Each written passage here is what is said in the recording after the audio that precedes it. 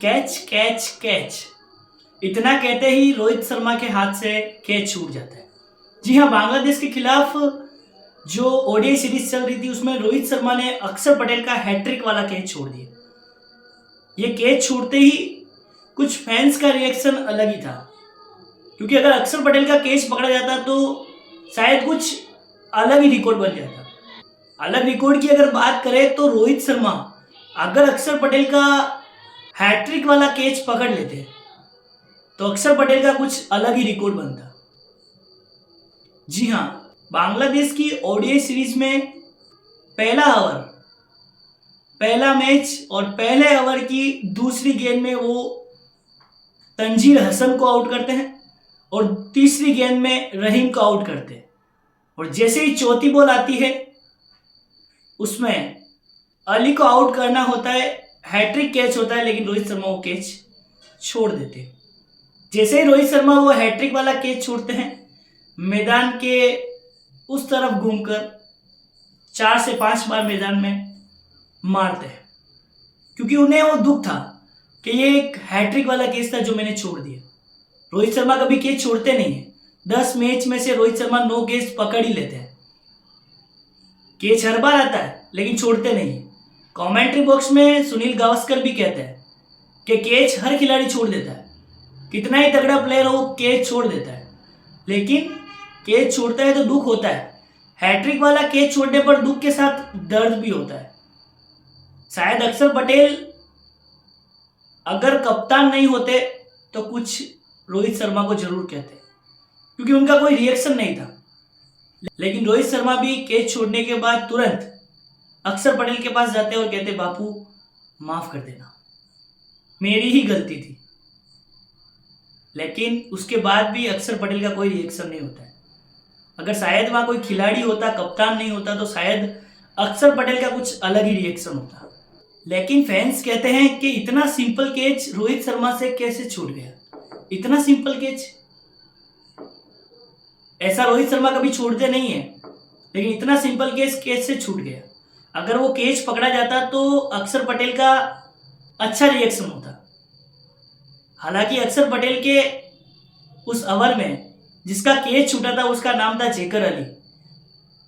36 पर 5 विकेट चटक जाते अगर रोहित शर्मा वो कैच पकड़ लेते तो। इसके साथ अक्षर पटेल का रिकॉर्ड बन जाता। इंडिया आईसीसी फर्स्ट सीरीज में फर्स्ट मैच में फर्स्ट ओवर में अक्षर पटेल के डेब्यू में 3 विकेट हैट्रिक के साथ चटकाए। क्या अलग रिकॉर्ड बनता। मानते हैं कि कैच रोज रोज नहीं छूटते, लेकिन बार बार हैट्रिक भी तो नहीं बनती ना। रोहित शर्मा को बहुत फ्रस्ट्रेशन था उस चीज का। तुरंत अक्षर पटेल के पास जाते हैं और कहते हैं कि बापू माफ करी दे, होएगी गलती, क्या करे। अगर रोहित शर्मा वो कैच पकड़ लेते हैं तो अक्षर पटेल का क्या रिकॉर्ड बनता है, मैं उसके बारे में बताता हूं। अगर अक्षर पटेल की हैट्रिक वाला कैच रोहित शर्मा पकड़ लेते तो इनका फर्स्ट जो है इंडियाज आईसीसी मेंस इवेंट्स में अक्षर पटेल हैट्रिक वाला फर्स्ट स्पिनर खिलाड़ी बन जाता। इससे पहले 2006 में जेराम टेलर ने ऑस्ट्रेलिया के सामने हैट्रिक बनाई थी। उसके बाद अगर किसी का नाम आता ओडीआई में तो अक्षर पटेल का आता। अगर इंडिया की तरफ से बात करें तो इससे पहले कुलदीप यादव ने भी स्पिनर के तौर पर हैट्रिक वाला रिकॉर्ड बनाया है। उसके बाद अगर किसी का नंबर आता तो अक्षर पटेल का आता। इतना अच्छा मौका रोहित शर्मा ने छोड़ दिया। अक्सर भी सोच रहे होंगे कि कहूं तो भी क्या कहूं, सामने कप्तान है।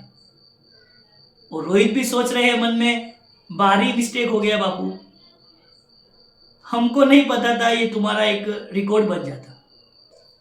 लेकिन लोग कह रहे हैं कैसे माफ कर दे रोहित शर्मा को, इतना अच्छा रिकॉर्ड अक्षर पटेल का बन रहा था, इतना सिंपल केस था, कैसे छोड़ सकते हैं रोहित शर्मा। लेकिन लोग ये भी कयास लगा रहे हैं कि जैसे ही 2 विकेट चटकाए उसके जस्ट बाद रोहित शर्मा सेलिब्रेशन करने लग गए। कैच आने से पहले ही सेलिब्रेशन करने लग गए।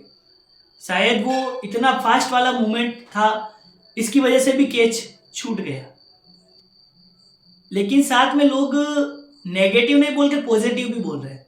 लोग कह रहे हैं कि इंडिया की टीम में ऐसा कोई प्लेयर नहीं है जो सिर्फ पर्सनल खेल रहा हो। इंडिया टीम खुद अपने आप में आगे बढ़ रही है।